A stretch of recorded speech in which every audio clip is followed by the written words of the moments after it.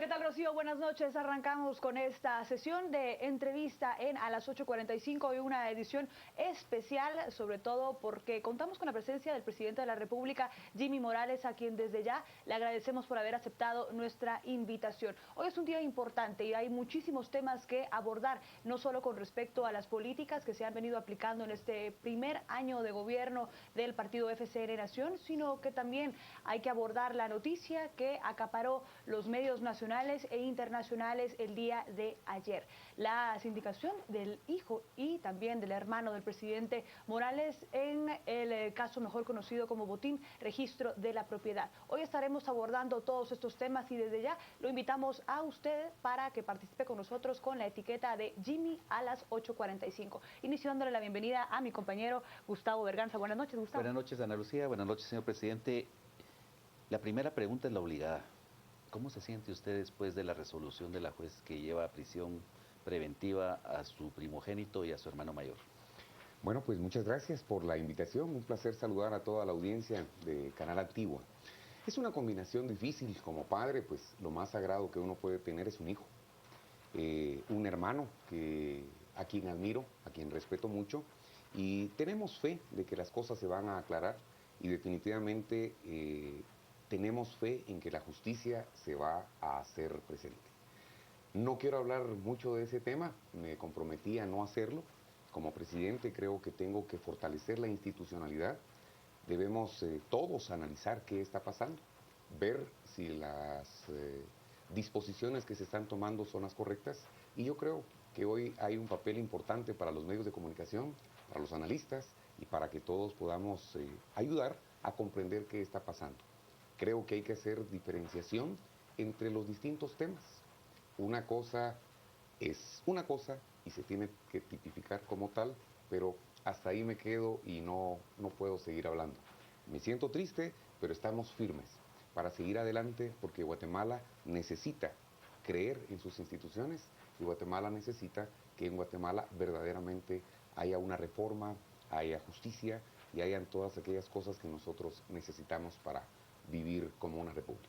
Señor presidente, sin embargo, nosotros nos vemos obligados también a ir recabando las preguntas de la audiencia que hacen utilizando nuestra etiqueta de esta noche. Y aunque entendemos que usted está pasando por un momento realmente difícil y sin precedentes aquí en nuestro país, quisiéramos conocer también cómo podemos garantizarle a toda la población guatemalteca que en efecto va a haber una independencia completa al momento de llevarse este caso en la torre de tribunales.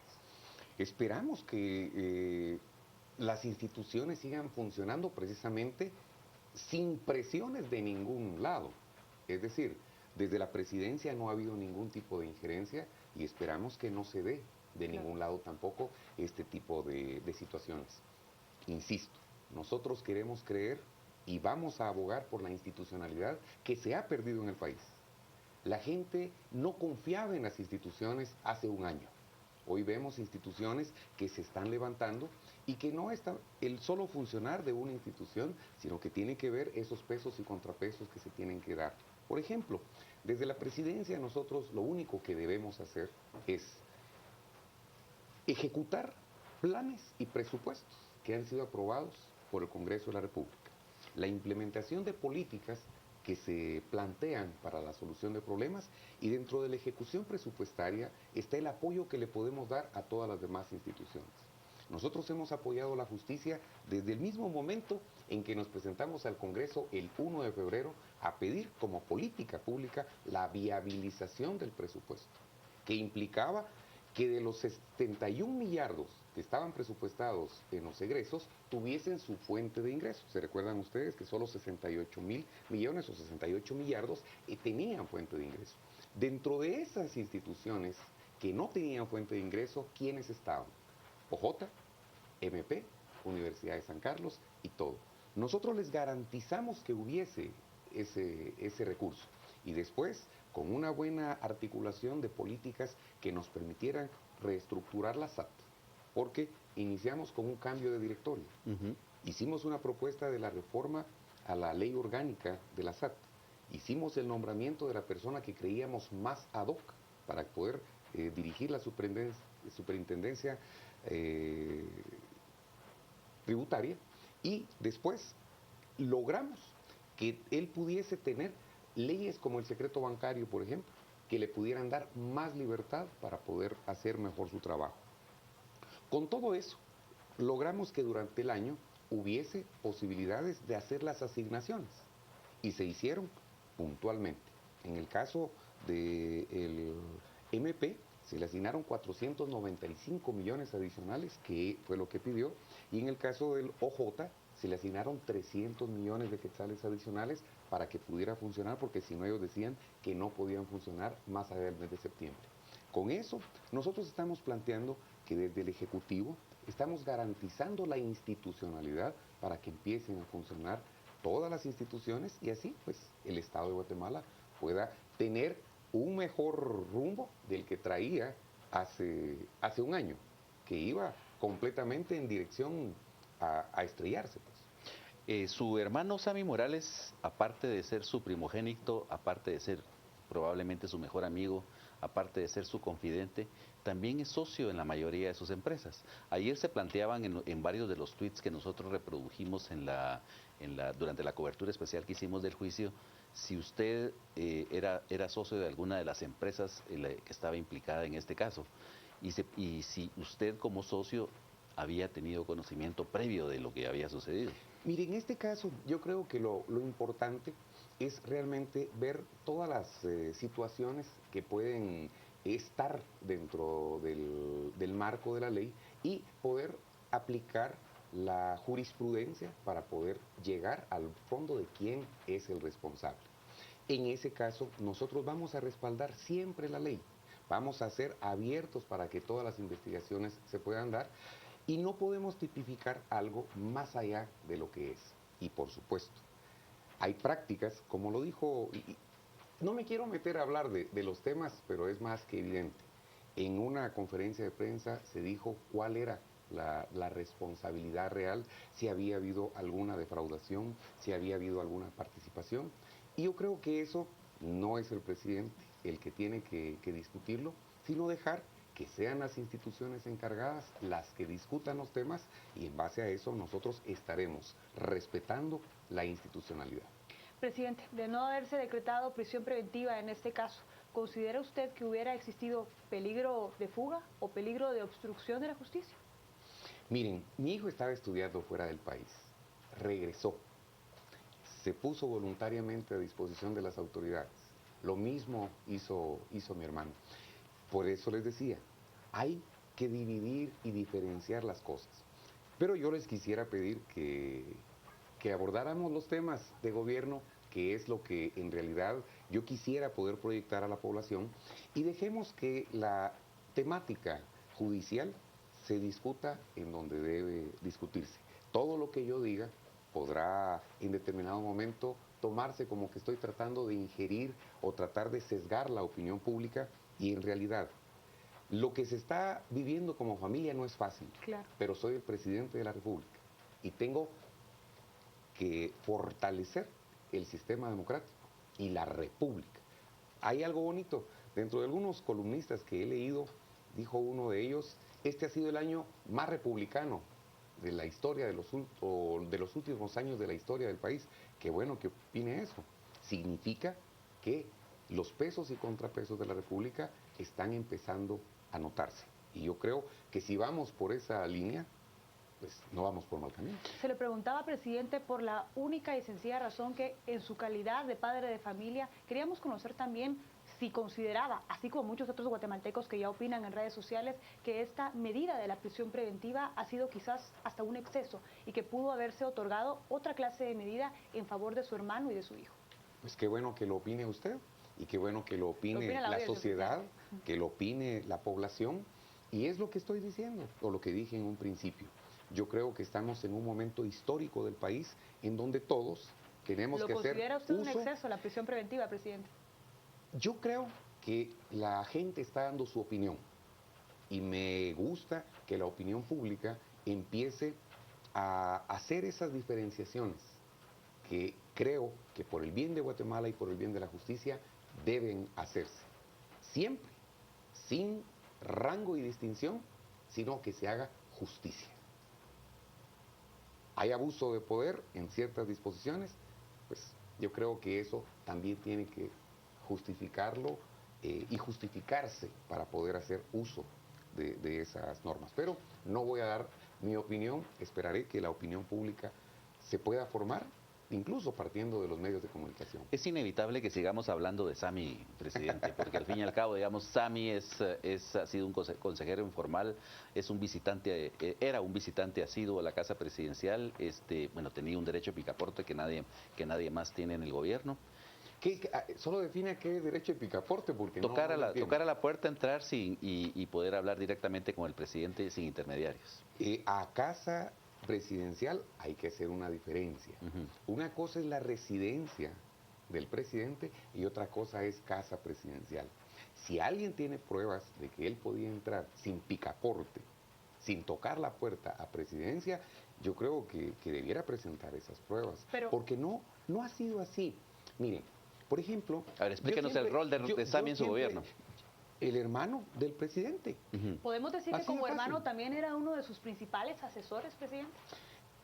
Siempre ha sido uno de mis principales asesores. Y en virtud de que ahora su hermano se enfrenta a estas problemáticas, presidente... Solo déjenme terminar las respuestas, porque si no, ¿para qué me invitaron? Si la idea es que yo venga a hablar, yo creo que necesito tener la libertad de poder hablar. Yo he tenido distintos asesores en la presidencia y ninguno de ellos ha sido ni familiar, ni siquiera amigos cercanos. Y voy a empezar por una de las grandes virtudes de este gobierno. Fíjense ustedes que este gobierno se conformó a través de una selección y un reclutamiento de personas para poderlas nombrar como ministros y viceministros. Todos ellos de distintos sectores que pudiesen demostrar capacidad y talento. Y gracias a eso, hoy podemos entregar resultados como los que entregamos en el Congreso de la República, que tienen que ver con un rescate de lo fiscal, rescate de lo financiero, rescate de lo económico, rescate de la credibilidad como país hacia nosotros mismos y hacia afuera.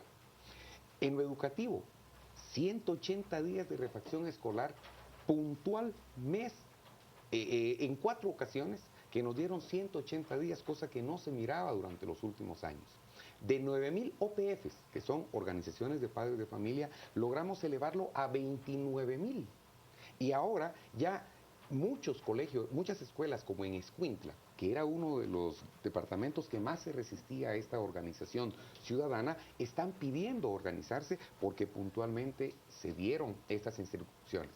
Recibimos el país con 1.200 millones de quetzales de deuda flotante. Pagamos esa deuda y nos quedó una caja fiscal positiva de 1.300 millones de quetzales. Estábamos quebrados en enero del 2016 y hoy tenemos una solvencia económica en enero de 2017.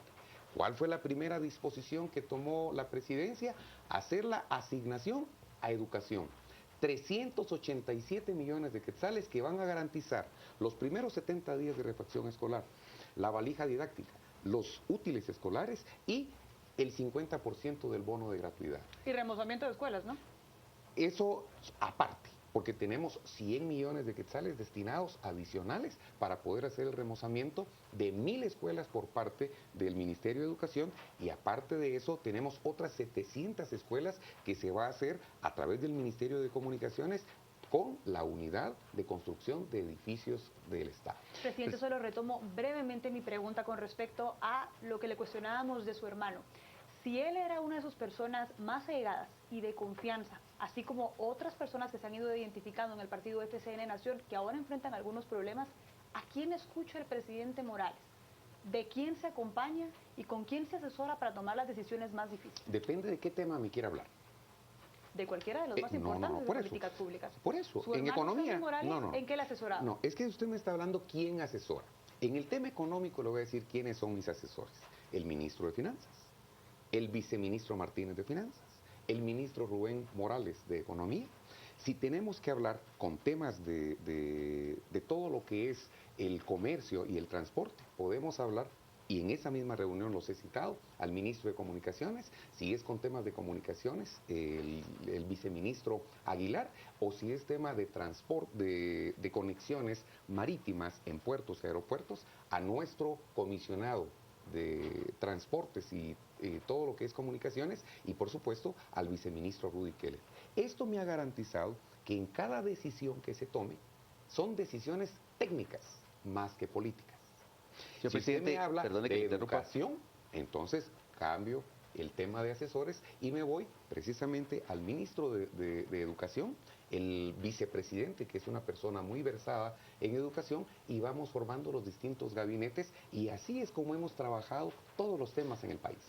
Una visión muy compartimentalizada de gobernar, señor presidente, porque en general, digamos, toda la cuestión estratégica, macropolítica, no se decide solamente con los ministros, sino Bueno, por eso le preguntaba en qué tema. Porque si usted quiere que hablemos de visión macropolítica, también he tenido otro tipo de asesores que me he reunido con personas como por ejemplo el licenciado Alan Martínez, como por ejemplo... El expresidente Portillo, que dice que sostuvo comunicación con usted en diferentes ocasiones. Pero es diferente sostener comunicación a tenerlo como asesor. Pues, esas diferencias hay que marcarlas. Por eso la pregunta decía, ¿a quién escucha el presidente Morales? Por eso yo le estoy respondiendo. Entre las personas a las que he citado, así sistemáticamente para que nos puedan asesorar, está el señor Alan Martínez, politicólogo, el doctor Eduardo Stein, que fue vicepresidente de la República y que me ha platicado mucho sobre temas de paz, sobre temas de gobernabilidad, la señora Catalina Soberanis, que también nos ha ayudado mucho en el tema de sociología política y algunos temas constitucionales, y así hemos ido solicitando el apoyo de distintas personas en las distintas áreas que ustedes me quieran hablar. En el caso de, Carlos Martínez, por ejemplo, el secretario general de la presidencia, Rodrigo Colmenares, que ya no está aquí presente, Alfredo Brito, es decir, ellos también participan de su círculo íntimo. Sí, son secretarios. El secretario privado es una persona que no solamente lleva la agenda del presidente, sino que también ve muchos temas políticos a través de las subsecretarías que tiene. El secretario general es el abogado de la presidencia y ve todos los temas de acuerdos gubernativos, de todas las decisiones y temas que tengan que ver con partes legales. Y el secretario de Comunicación Social de la presidencia es la persona que nos mantiene en comunicación con los distintos medios o nos permite hacer de conocimiento público distinta información. Sí, son personas que están presentes en los gabinetes, que están presentes en muchas de las actividades. ¿De quién fue la idea de integrar la actual planilla tal y como se integró la que dirige ahora el Congreso de la República?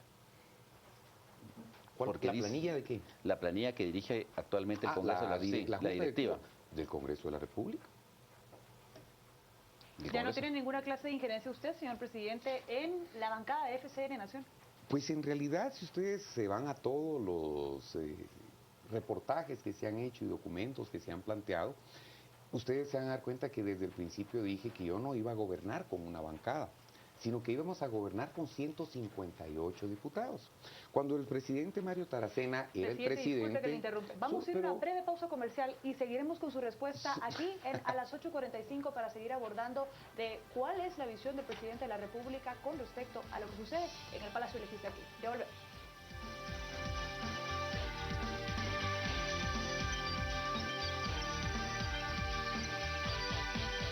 Le agradecemos por su sintonía en a las 8:45. Tenemos ya varios comentarios a través de nuestras redes sociales, así que comenzamos con la lectura.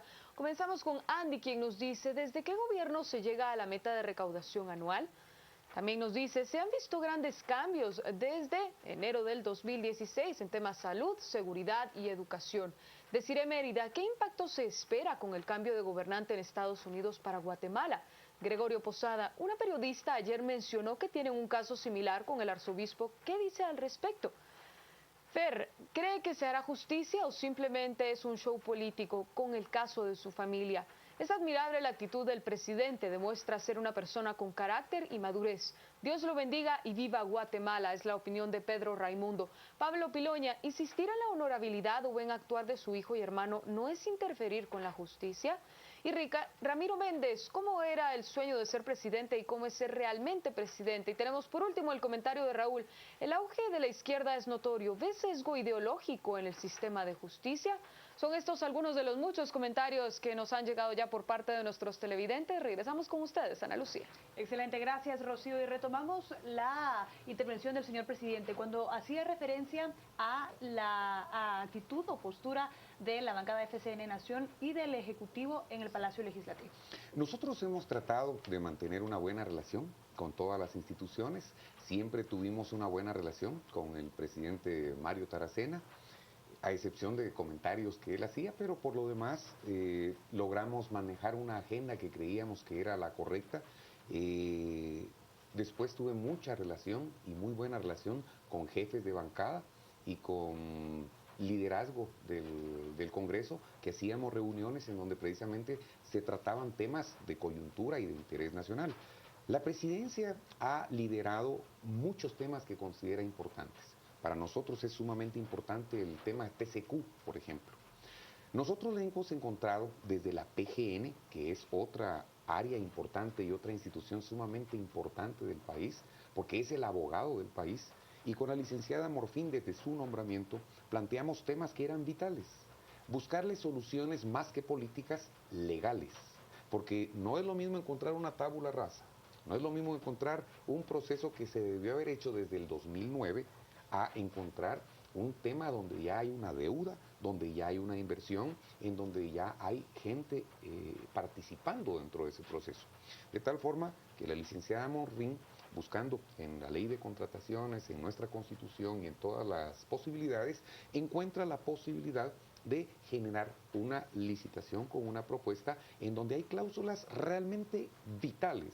Primera condición, recuperar los bienes del Estado. ¿Cómo?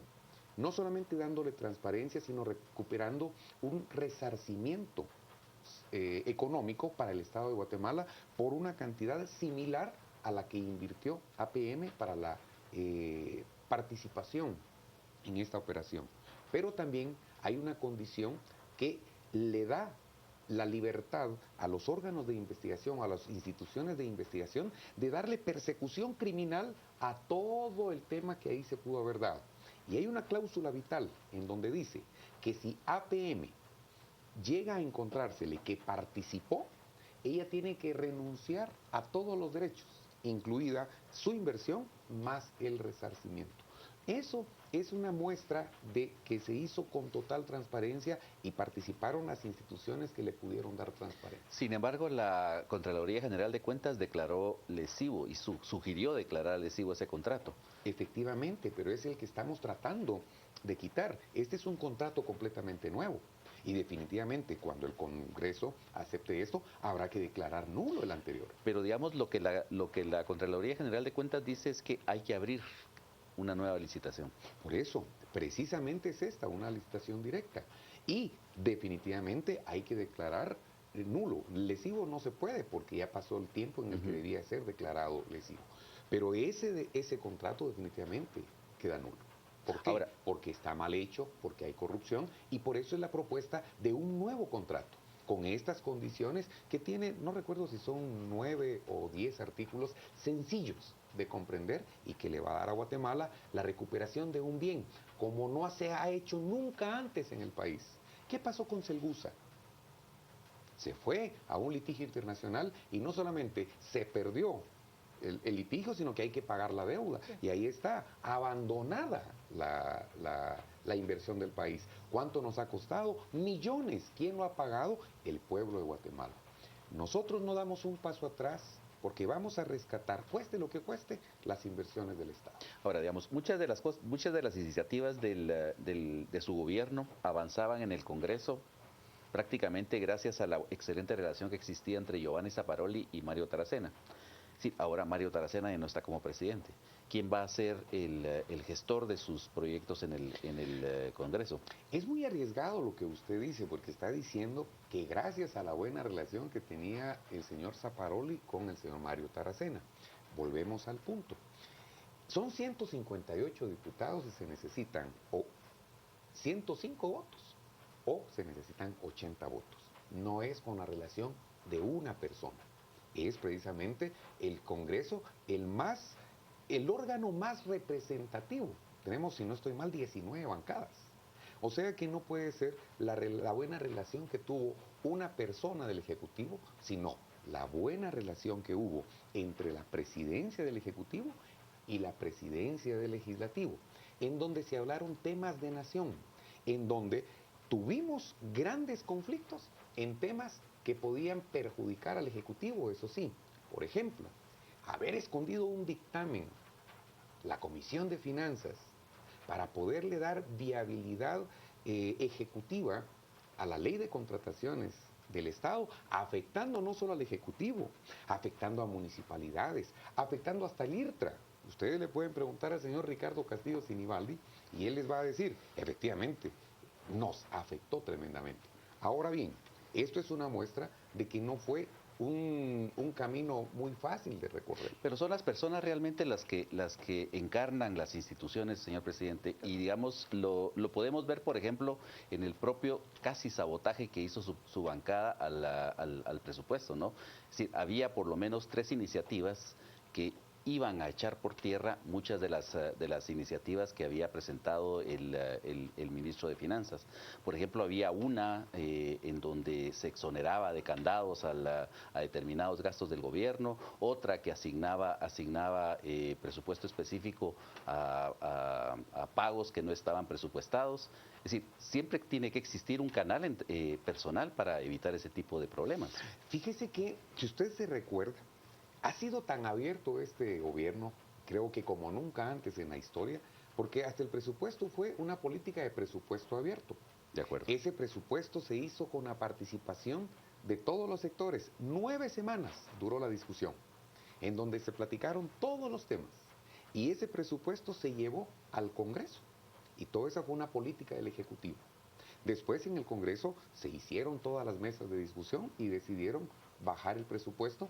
Como cosa curiosa también, el partido de la UNE o el partido que plantea los temas sociales como temas importantes, recorta agricultura, recorta desarrollo, recorta temas de comunicaciones, cuando es uno de los temas que hoy está urgido de ejecutarse, porque en el 2015 no hubo ejecución y en el 2016 hubo poca ejecución porque nos cerraron carteras de los bancos.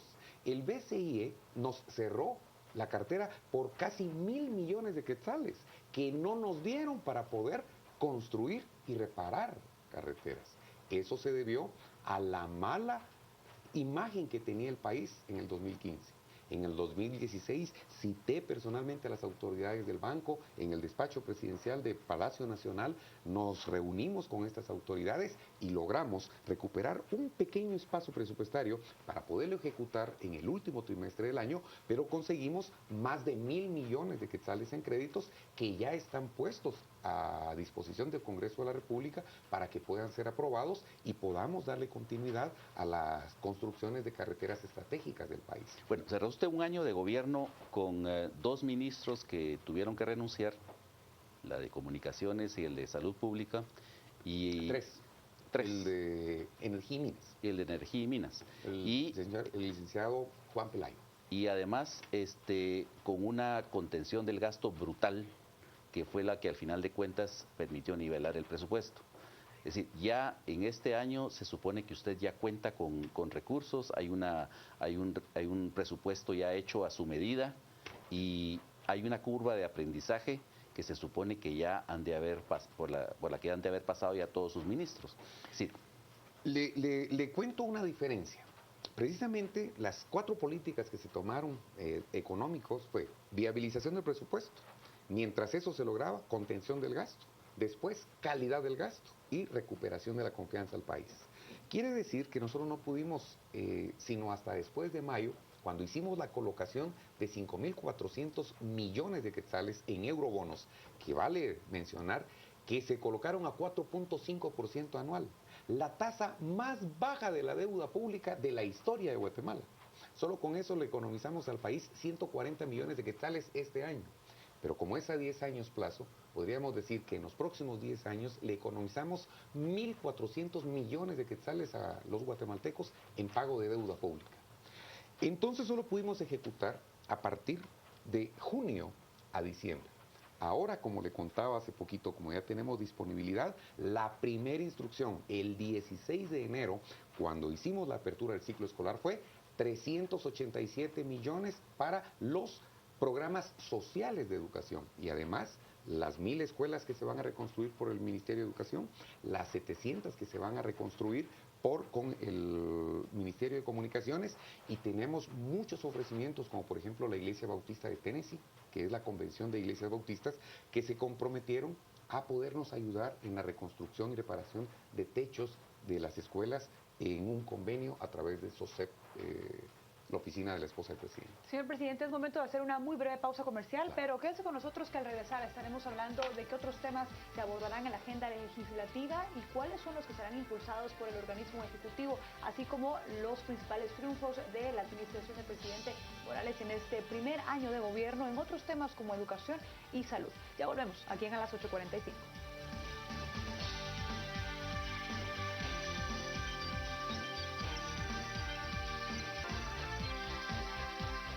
Estamos de vuelta en A las 8:45 con mucho más para usted y tenemos ya varios comentarios a través de nuestras redes sociales. Recuerde como siempre participar con el hashtag Jimmy a las 8:45. Comenzamos con la lectura. Sammy nos dice, ¿por qué su hermano al momento de ser arrestado no iba esposado como un ciudadano más? Dorita Morales, considero que Jimmy ha actuado conforme a las necesidades que el país representa. Raquel Cifuentes, creo que es mejor que se trabaje ejecutivo y legislativo de la mano, siempre y cuando sea para el bien del país. Mister Ovalle, ánimo señor presidente, la mirada siempre arriba, hacia el cielo y los pies sobre la tierra. Jimena Enríquez, presidente, ¿por qué solo hay meta presidencial de cobertura educativa en preprimaria y primaria? ¿No importa la secundaria? Y Freddy Paz, señor presidente, confío plenamente en que usted hará grandes cosas en Guatemala. Saludos desde Zacapa. Son estos los comentarios que tenemos ya a través de nuestras redes sociales. Lo invitamos a que por favor se quede en sintonía. Tenemos mucho más para usted.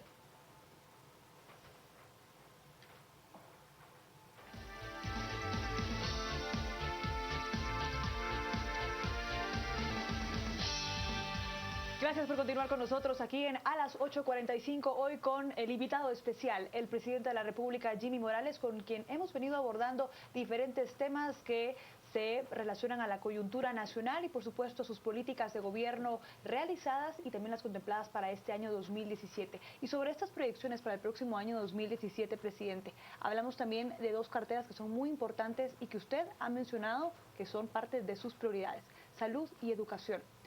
¿Cómo está la gestión desde el Ejecutivo y el cabildeo, la negociación, las pláticas con los líderes sindicales que tanto mal le han hecho al país en diferentes ocasiones y son los principales opositores a políticas de gobierno? Efectivamente, tuvimos algunas conversaciones con todo el liderazgo sindical, tanto de educación como de salud, el año pasado. Y les pedimos que se formaran las mesas técnicas, nuevamente tratando de remitir los temas hacia los ministerios y las carteras que tienen que darle solución a esa temática. En el caso de educación, hemos tenido bastante éxito con esa mesa técnica. El ministro Óscar Hugo López ha hecho un excelente trabajo y han logrado dar esos avances, como por ejemplo la formación de las OPFs, ahora ya tiene el respaldo del magisterio para poder darle más participación ciudadana a los padres de familia en el tema educativo. En el tema de salud se formó la mesa y parece ser que durante los últimos días del año pasado se rompió el diálogo por una conversación pues que se subió un poco de tono, pero ya pedí que vuelvan a hacer la convocatoria y que se le encuentren la solución a estos problemas.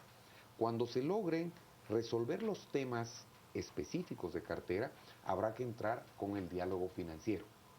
¿Quiénes tienen que entrar ahí? Ya cuando se hablan de pactos colectivos. Tiene que entrar el Ministerio de Trabajo para hacer la homologación de esos pactos colectivos y tiene que entrar el Ministerio de Finanzas a través de la DTP, que es la Dirección Técnica de Presupuesto, para poder garantizar que los temas económicos puedan ser realmente sostenidos y sustentados por el gobierno de Guatemala. Por supuesto, también hemos girado instrucciones a la PGN, la Procuraduría General de la Nación, para que haga una revisión exhaustiva de cada uno de los pactos colectivos, porque los pactos colectivos son un derecho laboral ganado. No podemos ir en contra de eso porque es la ley. Sin embargo, hay algunas cláusulas que deben ser muy muy revisadas, analizadas y por supuesto, si son lesivas, habrá que aplicar la ley a ese respecto. Pero todo estamos tratando de hacerlo por la vía legal, por la vía del diálogo, por la vía de la solución pacífica y creo, insisto, poniendo otra vez el ejemplo de educación, se ha logrado grandes resultados. En salud también se tienen resultados. Encontramos con menos del 60% de abastecimiento en medicinas y ahora la doctora Mac nos entrega el reporte de que al 29 de diciembre reportábamos el 87% de abastecimiento en medicinas promedio y un 91% en medicamento médico, en 86 en material quirúrgico. 87 en Abastecimiento de medicina medicamentos. y 91 en material médico quirúrgico. Adicionalmente a eso, el Hospital General y el Hospital Roosevelt sin deudas. 19 hospitales más sin deuda y ya con el presupuesto listo para poder hacer las compras que se necesiten en el primer trimestre para mantener un surtido y un inventario de por lo menos 90 días en todo el material y el medicamento que se necesite. Otro logro importante, en el 2014 y 2015 se cayó todo el programa de vacunación porque se dejó de pagar a la OPS. Se le debían 80 millones de quetzales. Se pagó esa deuda, se garantizó el suministro para el 2016 y ya está el anticipo hecho para que los 10 primeros meses del 2017 tengamos el 100% de vacunas para poder recuperar todo lo que se perdió durante esos 2 años. Hemos estado trabajando duro y hay un equipo fuerte, o 2 equipos, el de finanzas, BID, Fundesa y Salud, que están trabajando todo el sistema de inventarios. Pero también entró un equipo de CICIG, de MP y de Contraloría General de Cuentas para poder hacer un estudio y una investigación de las administraciones pasadas, pero también de la administración presente, tratando de luchar contra temas de corrupción. Señor presidente, es imposible gobernar si usted no tiene una bancada que le agilice los proyectos básicos cruciales para su administración. Yo recuerdo que usted el año pasado manifestó su disgusto y su exhortación para que, por ejemplo, alguien como el diputado Giordano se retirase de la bancada. Sin embargo, hoy nos sorprende su bancada nombrándolo como presidente de la Comisión de Juventud. ¿Ese es el tipo de diputados que queremos nosotros como ejemplo para la juventud? Yo creo que esa pregunta habrá que hacérsela precisamente a los representantes del Congreso de la República y cada quien tiene que dar cuentas de lo que está haciendo. Nosotros somos personas que mantenemos la cordialidad con todos los organismos y creemos que es necesario pues tomar las decisiones que vayan en buena dirección. Nosotros le hemos propuesto al Congreso de la República una agenda de cuanto menos 13 iniciativas de ley que tenemos ya puestas en el Congreso y algunas que tendrán que empujarse, que creemos que es una agenda básica de trabajo y de Estado. ¿Para este año? Para este año. Por ejemplo, en el tema económico pues estaba TCQ y sigue estando, tenemos poquitos días de plazo para que eso pueda ser reconocido.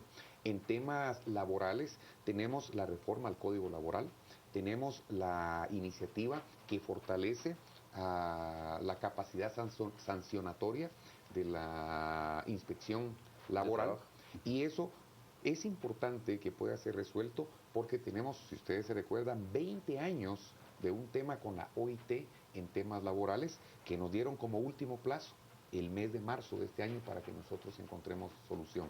Recientemente convocamos a todos los sectores, contratantes o empleadores, empleados y sindicalistas, la PGN, el Ministerio de Trabajo, Ministerio de Relaciones Exteriores y todos los representantes del Ejecutivo que tenemos que encontrarle una solución antes de marzo. Pero estos 2 temas que les platiqué de lo laboral es vital para que nosotros podamos cumplir con la hoja de ruta que en el caso de Guatemala tiene que ver con 9 puntos esenciales. Pero el tema de juventud es importante, señor presidente, porque obviamente la prevención del delito tiene que comenzar en primer lugar consiguiéndole trabajo a los jóvenes, integrándolos dentro de la economía. Y desde el Ejecutivo nosotros tenemos, por ejemplo, en el caso del Ejecutivo está Conjuve, que tiene toda una comisión dedicada al tema juvenil, se ha encontrado buenos programas como por ejemplo transporte gratuito para personas que necesiten desde las universidades por la noche a sus casas, tanto en la capital como en el interior del país. Pero también hemos estado participando a través del viceministerio de las MIPIMES en el Ministerio de Economía, muchos proyectos de emprendedurismo y de emprendimiento. El licenciado Esra Israel Orozco, que es el viceministro de MIPIMES, logró traer, juntamente con mucho liderazgo guatemalteco, el primer gran evento de emprendedores de Centroamérica y Latinoamérica que se hizo en la Universidad Landívar, en donde se logró generar premios para un capital semilla de inversión a muchos de los emprendedores que presentaban grandes proyectos. En el caso del Ministerio de Trabajo se ha generado esa feria de empleo en donde se ha tratado de poner en vinculación a empresas o contratantes con jóvenes que puedan llevar su currículum o sus currícula a toda la actividad que se ha planteado. Y así, desde el Ejecutivo, hay programas que se están trabajando. Prevención de VIH, prevención de enfermedades de transmisión sexual, prevención de embarazo no deseado. En prevención de la violencia tenemos al Viceministerio de Gobernación que está haciendo un trabajo importante, y la prevención de este tipo de enfermedades que definitivamente es importante que les tratemos. Todavía creo que hay mucho por hacer. Hemos estado trabajando, se logró rescatar un crédito que precisamente va para poder tener medicamentos hacia ese respecto. En la última semana se logró rescatar porque no se habían aprovechado esos créditos, pero estamos trabajando. Presidente, seguimos hablando rápidamente ya en nuestros últimos minutos de lo que sucede en el Congreso de la República. Uno de los temas que más están impulsando desde el organismo ejecutivo son las reformas del sector justicia para la Constitución. Sobre estos dos temas, ¿cómo pretenden cabildear y lograr que en efecto puedan pasar las últimas fases en el legislativo para que esto sea finalmente aprobado y pasar a consulta popular? Y segundo, el tema del censo. Estaríamos hablando de un censo y una consulta popular. ¿Está esto presupuestado? ¿En qué fecha se pretenden realizar? ¿Y cómo empezar ya a venderlo para que la sociedad guatemalteca esté de acuerdo en un tiempo tan reducido como el que se pretende realizar? Las dos actividades están presupuestadas y por eso fue que en el presupuesto abierto se lograron poner todos estos temas sobre la mesa, porque precisamente tenemos que ir hablando de estos proyectos. Es más, tenemos un gran conflicto, porque también en el Congreso de la República durante los últimos 2 meses se aprobó el protocolo de Belice. Y ustedes saben que este es un tema histórico de Guatemala. Ya lo aprobó Belice y quitó ciertas condicionantes que nosotros necesitábamos que tuviera. El Congreso de la República ya lo aprobó también, y esto nos plantea a nosotros la necesidad de generar una consulta popular para poder ir a una Corte Internacional de Justicia. Eso nos pone en una disyuntiva sumamente complicada de poder también llevar a mesa de discusión cuál hacemos primero. ¿Será que se pueden hacer las dos en el mismo año? Eso verdaderamente es complicado. En el caso del censo, se logró empujar tremendamente el hecho de que tuviésemos presupuesto para poderlo hacer. El último censo que tenemos es del 2002 y se recomienda que cada 10 años, cuando menos, se haga un censo. Quiere decir que desde el 2012 debemos y tenemos esa asignatura pendiente. Se logró conseguir el presupuesto o el espacio presupuestario, y ahora pues estamos ya con el INE haciendo todos los preparativos para poderlo realizar. Taiwán e Israel. La mayor parte de comercio, de importación de Guatemala, de esos dos países viene de China. Sin embargo, no tenemos una oficina comercial, no tenemos un consulado, no tenemos una embajada, sino seguimos amarrados con Taiwán. Nosotros creemos que tenemos que plantear muy seriamente cualquier cambio que podamos hacer. Mire usted Costa Rica, ¿verdad? Se habló mucho, mire usted Nicaragua, se ha hablado mucho de inversiones, pero no se han visto ni se han ejecutado. Con Taiwán nos une una relación de cerca de 80 años y con quienes podemos hablar plenamente y abiertamente. Ellos actualmente nos están cooperando con una carretera que va de Guatemala al rancho, y hemos dialogado muy seriamente con la cooperación que nos puedan dar para la finalización de esa carretera hasta Puerto Barrios. Mientras nosotros estemos en esa discusión y no le encontremos una definitiva de ninguno de los dos lados, sí o no, nosotros creemos que debemos mantener la reciprocidad con las instancias con las que nos hemos, con los países con los que hemos tenido una cordial relación. O sea, Palestina. no se puede construir un castillo. ¿Cómo es? No se puede derribar la casa por construir un castillo en el aire. En el caso de Israel, también vuelvo a hablar de la reciprocidad. Tuvimos una visita al Estado de Israel, con quienes hablamos, estuvimos con el primer ministro, y en esa reunión hablamos de la cooperación que Guatemala necesita en este momento, en temas agrícolas, en temas de seguridad, y logramos llegar a convenios muy interesantes, por lo cual nosotros creemos que hoy pues fortalecer esas relaciones nos puede convenir. ¿Está usted de acuerdo con la existencia de dos estados, de Palestina e Israel en el Medio Oriente? Esa es una decisión que ellos tomaron y estuvieron de acuerdo desde un principio. ¿Pero usted está de acuerdo? No es cuestión que yo esté de acuerdo. Y yo en todo caso, como presidente de la República, no me puedo meter a opinar sobre estos temas por la responsabilidad que esto me conlleva por la representación que tengo. Totalmente. Excelente. Muchísimas gracias, señor presidente, por haber aceptado nuestra invitación a conversar con nosotros aquí en A las 8:45. Entendemos el momento difícil que usted y su familia llevan. Nos unimos en solidaridad a eso. Le agradecemos, y a toda la población guatemalteca que ha estado participando con nosotros con nuestra etiqueta de Jimmy a las 8:45, pues por supuesto que también les agradecemos. Sin embargo, hoy hay mucho más que comentar aquí en A las 10 p.m. y estaremos hablando de las respuestas del presidente de la República y muchos otros temas. ¿No es así, Marjorie? Buenas noches. Buenas noches, Ana Lucía. Y fíjate que han llegado muchos mensajes en las redes sociales que no pudimos leer por tiempo, pero este es el momento de poderlos comentar y de poder tratar a fondo esta entrevista que se le hizo al presidente Jimmy Morales en exclusiva en Canal Antigua. Un mensaje que ya nos llega es de Lionel y dice: si hay corrupción en entidades de gobierno, no se puede hablar de otros temas importantes del país. Primero se corta la mala yerba. Así que comenzamos a las 10 p.m. como cada noche con una etiqueta que les recuerdo es Jimmy Habla. Te invito a que participe tanto por WhatsApp como por Twitter y comenzamos con los titulares.